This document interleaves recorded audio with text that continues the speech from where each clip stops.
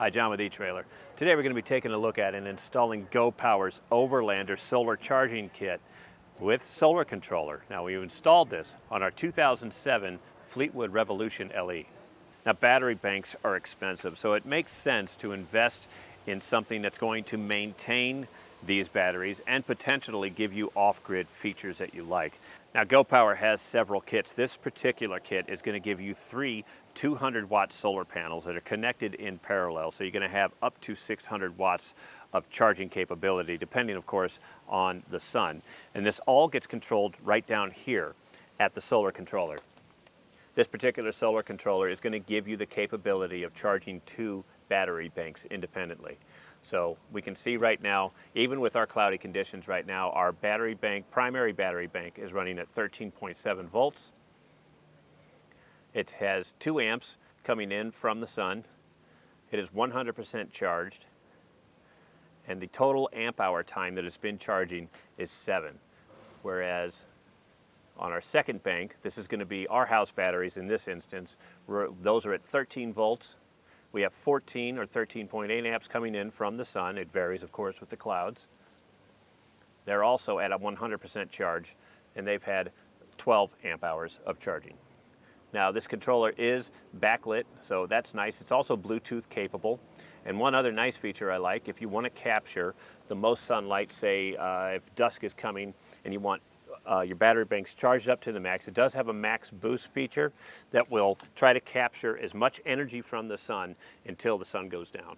Now, as far as installation of GoPower's kit, of course, it's going to vary depending on your application, whether it's an off-grid site or a trailer, or today's application, a moving coach here. So it's exactly what you think it is. We're running wires from the battery bank up to the roof. We're screwing down the solar panels, and everything comes connected right here with the solar controller, which is the brains of the operation. If you want to see how we installed it on our coach today, stick around. We'll pull it inside and we'll show you. Now, begin our installation. We'll give you just a little bit of background on our Revolution coach here. This is not, it does not have a solar prep package. And what that means is it's not pre-wired for solar panels. So there's a few things that we need to find first. Number 1, the battery bank. Number 2, we need to find a route from the battery bank up to the roof where the solar panels are going to be mounted. And in between, we need to find a spot for our solar control panel. Now our coach has the battery bank mounted just forward of our rear drive axle, so this is going to be great for us. Also, there is a wet wall right here. There's a restroom located just above the battery bank here, and this wet wall has all of the pipes, including the sewer vent pipe that goes out through the roof, so we're going to utilize that today. I've got some 1/4-inch airline tubing. This isn't included with the kit, but you can use a fish tape or something sturdy, and I ran this up, and right now we're halfway up in the coach right now. We're coming out of the bathroom wall, and I'm going to follow the sewer pipe straight up through the roof, and that's how we're going to end up making entry into the roof and dropping our wires straight down. Now up here on the coach, you're going to have another set of obstacles. One, getting your new solar panels up on top. Now they're not too heavy. They are a little over 26 pounds a piece, but they're kind of awkward. So to walk them up a ladder, that could be challenging for some people. The other thing we need to do is make sure that we have enough room up on the roof for the solar panels. A lot of these coaches, you're going to have satellite antennas, TV antennas, vents, and sunroof. So there's a lot of things like that that you're going to need to make sure that you have enough space. These are fairly large, and there's 3 of them. They're going to be hooked in parallel. Now this is going to be our entry point down into the wet wall right here. This is that sewer pipe that was coming up through the roof. Now when we're looking at the layout for our solar panels up here, there's a few things you want to watch for.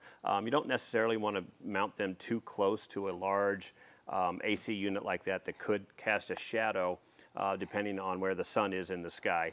And you also need to think about when you're doing maintenance on your coach, when you climb up on the backside, you want to be able to walk around. You don't want to completely block your walk path to do your normal maintenance up here on the roof. So we've got a good layout for our panels today, and we're going to get them installed. So this is how we chose to group our solar panels today. The kit does come with 10 feet of connecting wires in between, so you don't have to group them so close together. We chose this because we have a lot of space, and the main factors are the access ladder on the back of our coach is going to give us a nice clean walkway to come up here and do maintenance. The other one, we have a full-length awning on the left side of this coach. If it ever needs service, it's nice to have room up here to flip the awning up and work on it. So we're going to run our main power wires in, and like I said earlier, we're going to come up through this pipe right here. Now, if you have a different location on your coach that you want to run it through the roof, we do have this available here at eTrailer. This is going to be your cable entry plate.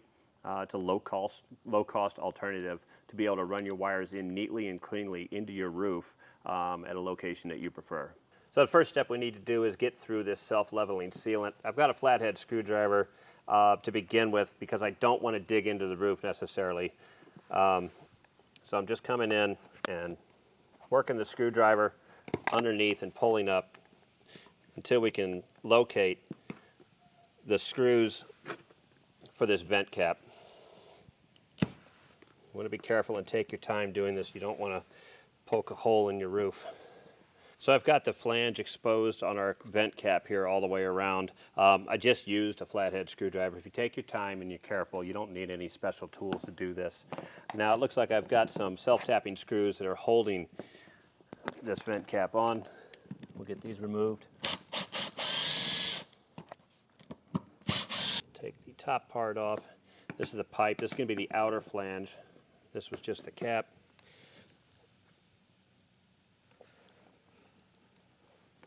Now this is still going to be held down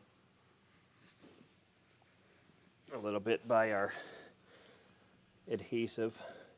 So just work your way slowly around the flange.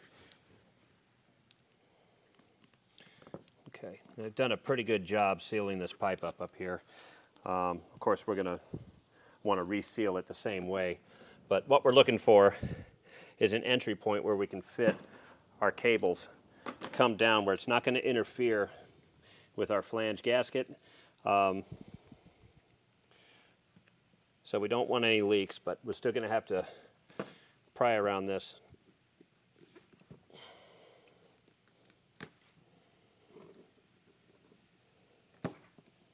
So this area is cleaned up good enough for me to be able to see right now. We're going to clean it up better later on. And I'm going to take a 1/2-inch drill bit. I'm going to drill down parallel with the pipe here in 2 spots, just to make sure that there's going to be nothing in the way for us to get our wires installed here.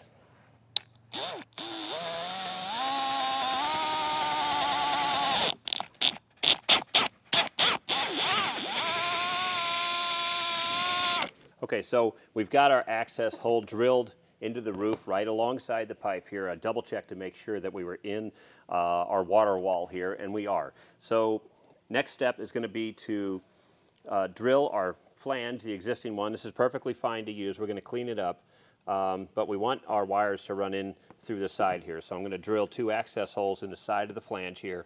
This is all going to get sealed up later with self-leveling sealant. Just going to mark where we want the holes at and then drill this off the pipe here.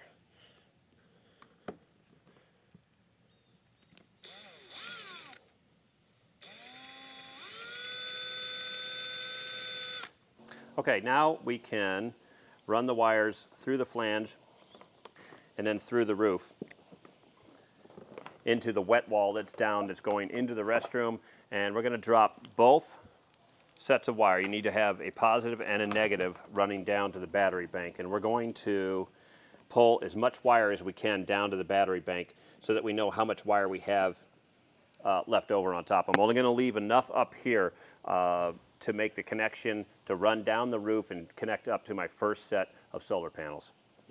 Okay, so we got the wires down to the basement here, and we can just make sure that this flange is going to work out right for us. So you kind of see what the game plan is right here. We'll have this cap that goes over this, and this is all going to get sealed with that self-leveling sealant that we pulled off earlier. So we can go down now, and we'll hook up the wires that we ran to the bathroom, to the pole wire, and we'll pull them down to the battery bank.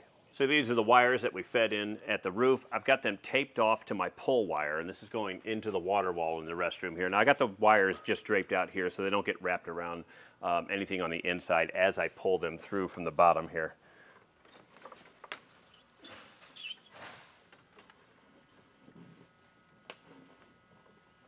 Now that we have our wires pulled through, it looks like we have about 5 feet extra, which is going to be good for us to hook up to our battery bank because it's on a sliding tray. We want to have enough wire left over that the tray is still going to come out smoothly. So where we're at right now, we know where we're going to place our solar panels up on the roof. We know how much wire we have up on top and down below. So our next step is going to be to mount the solar panels to the roof. In your kit, you're going to get 4 legs.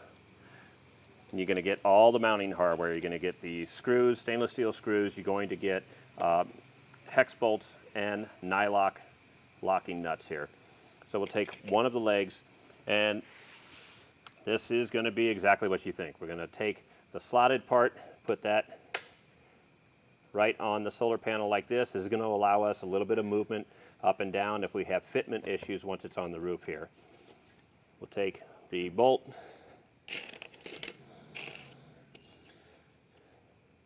with a washer,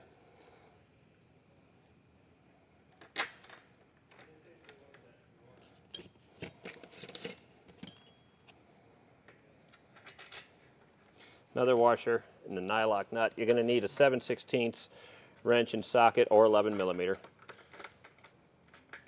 And we're just going to get these tightened up on all 4 corners here on the panel.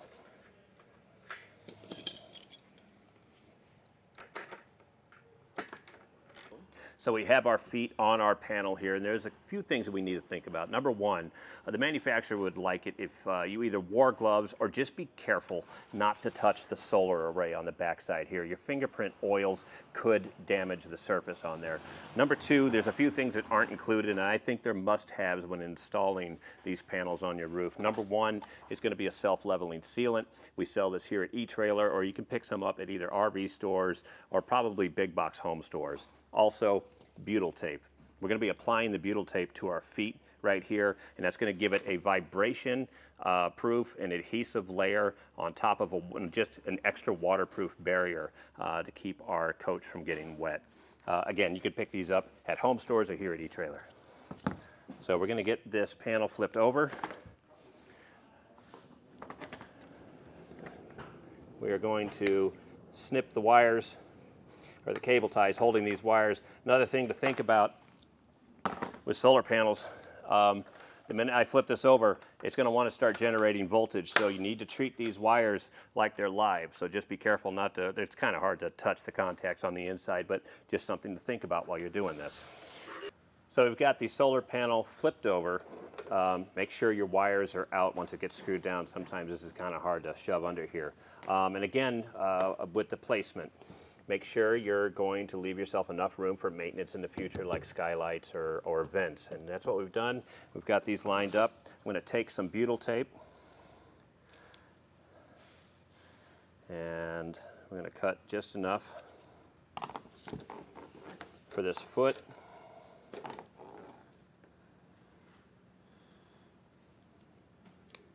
This is sticky stuff.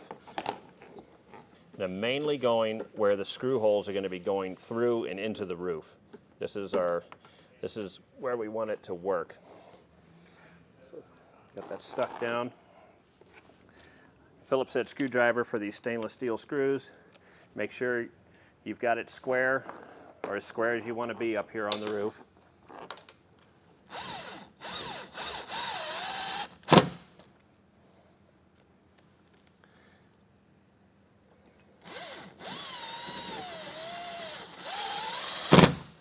So we've got our attachment point. We have our first layer of protection against leaks. I'm going to do this to all 4 corners on this panel, and then once everything is mounted up, I'll come back with the self-leveling sealant.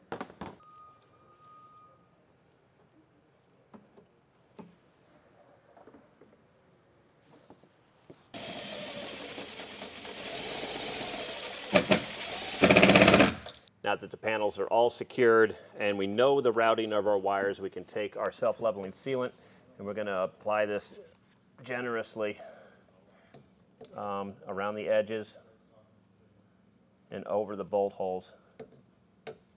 We can reattach our vent cover up here. Now I've cleaned up the area, I've applied new butyl tape, and we're going to get this screwed back down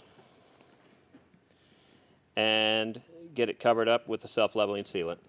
Now I'm going to apply the self-leveling sealant around the base just like we did on the solar panels.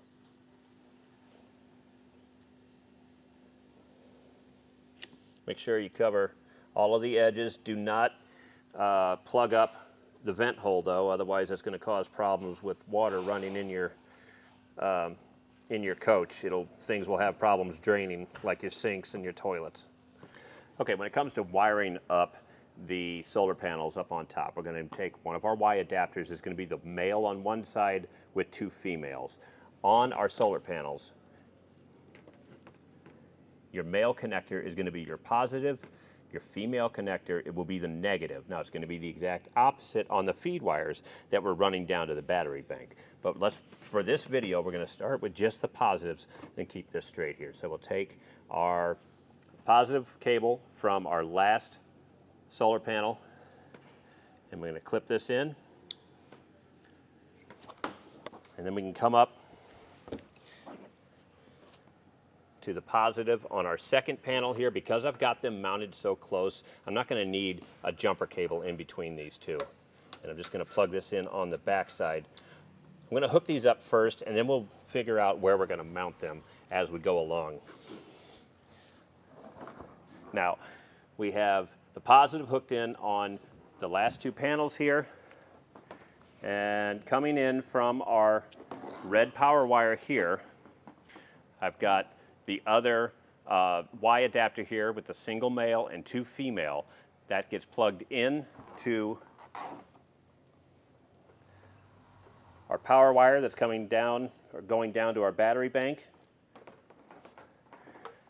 And I have a 3-foot extension wire here. In the kit, you're going to get 10-footers. We also have 3-footers available on eTrailer.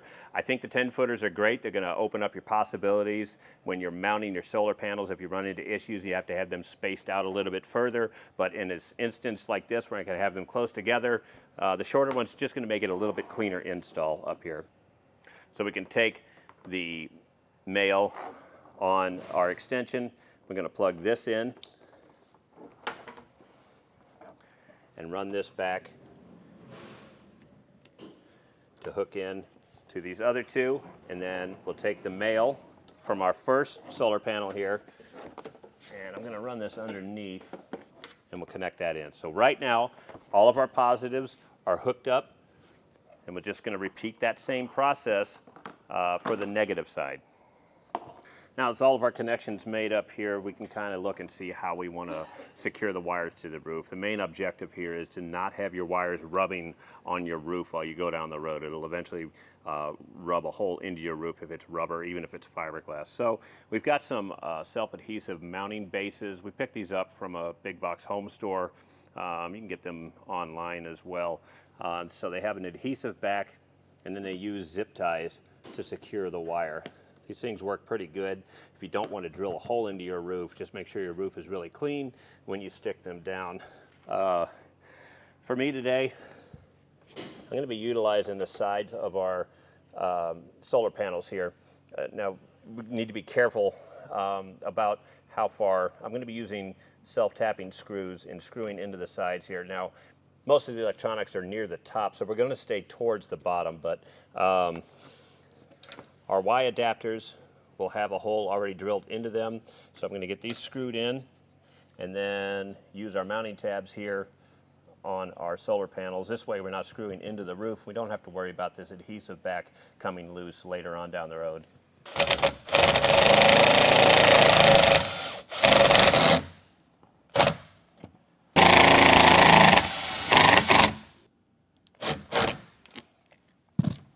So we have the adhesive tape and the screw in the center here, and we just use a zip tie.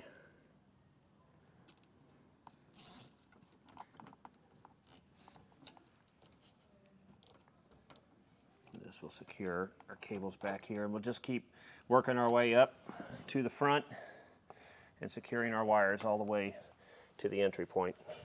Now, with everything mounted up on top of our coach, I've disconnected the red positive battery cable that's going to the solar panels just while we wire everything up down here by the battery bank. This is where we're going to be installing our solar controller. Now, this isn't a conventional place to install it, but it's going to be perfectly fine. It's per the owner's request. You can also mount this inside your wall. You're going to have a template in your manual that's going to help you cut out the hole. I've just made a bracket that's going to work for us today.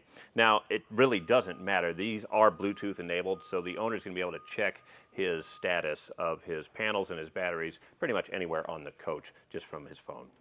Now, if we take a look at the back of the panel, we're going to see our inputs and outputs. Basically, this is going to have one solar panel input, and then you're going to have the two battery bank outputs, your primary, which is up on top, and the secondary, which is down on the bottom. Now, keep in mind that this is going to be however you want to hook up your system. Your primary bank is going to be the one that gets charged first, and then the B bank will be the spillover bank once your primary bank is fully charged. So these are our wires from up on top, and we're going to start with the positive here. When you're doing this, make sure you leave yourself enough cable room. If you ever need to come in and do maintenance or move stuff around, there's no reason to cut this too short and make it difficult for yourself. I'm going to strip this wire back. This wire is heavily insulated, which is a good thing. If you look on the back of the panel here, they actually do include a strip gauge so that you know how much you need to strip back, just if you want to check yourself when you're doing this. Polarity is marked, solar panel plus. It's going to come in from the side. And with a standard screwdriver, we can tighten up the set screw. And this process is going to be the exact same for all of your other connections. Now, for the two battery banks, I'm using 10 gauge wire that I sourced separately. We have this available here at etrailer. This is jacketed 10 gauge 2-strand wire. So you're more than likely not going to have enough of this wire that we ran up to the top. So with all of our connections here, I'm going to bolt this down, and then we can turn our attention to the battery side. Now, over here from our solar controller down to the battery here, with our duplex wiring, I'm going to use the black as a negative, and I'm using the white as our positive. Your kit is going to come with one 30 amp fuse holder, 30 amp fuse, a couple of butt connectors, and some heat shrink tubing if you choose to use it. So if you are going to hook up both battery banks and you want to utilize the dual bank capabilities of the controller, you're going to need to source another 30 amp fuse holder. I'm going to cut this right now and get this connected up to our positive wire coming from our solar controller. Your kit's also going to include your ring terminals, and we're going to connect those to our fuse holder here. And once again, this is another item that you'll have to source out if you're going to use both battery banks. Then we get our ring terminal installed on our negative cable here. And then we'll get them attached to our deep cycle batteries over here, which is going to be our secondary bank. Now that everything's connected, we've got the fuse out of our fuse holder, but we'll get this connected up to our batteries. Typically, this is going to be a 9/16. And keep in mind, these batteries are hot right now, so you want to be very careful and diligent about where you're putting your wrench. Okay, everything's tight. Right now, we're just going to repeat this exact same process what we did here for our primary bank. So with all of our connections made down here, I went up on top of the coach and hooked up our solar panel positive wire. Now we can install the fuses into our kit here, and we'll just make sure everything is going to power up and work normally. And then once that's done, we can take the zip ties that are included in our kit and all of the wire ties and secure all of our cables. And that'll do it for the installation and a look at some of the features of GoPower's Overlander solar charging kit with solar controller on our 2007 Fleetwood Revolution LE.